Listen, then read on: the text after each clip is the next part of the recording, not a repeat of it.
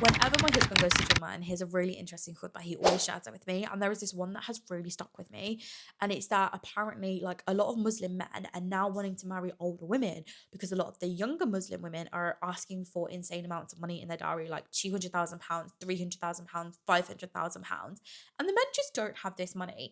And it reminded me of something I learned in my Islamic Sciences diploma course, where they were talking about when you are asking for a dowry or like what a man has to provide for his wife in a marriage. It's not all of these extravagant things. You have to take into account your economic background and your husband's or your husband's to be economic background. And what that's meaning is that if you are not a billionaire and you are not marrying a billionaire, you obviously cannot ask that person for £1 billion in the dowry because they're just not going to have it and they're not going to be able to fulfill that requirement for you.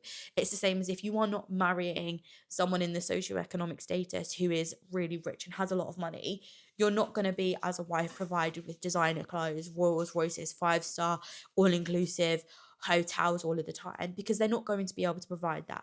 And that doesn't mean that the husband is failing by not providing these things for his wife because he physically can't, he doesn't have the money. Obviously, he's got to make sure that she's got appropriate clothing and accommodation and whatever it is, but that has got to fit within his socioeconomic status, not anything additional if he hasn't got it. And it just really surprised me that this is actually a trend that's happening where Muslim men are literally choosing to marry older women because they're not asking for as much money. And it's not from a place of like, we don't want to give the women these money. We don't want to give them something that they're owed. It's the fact that they don't have it.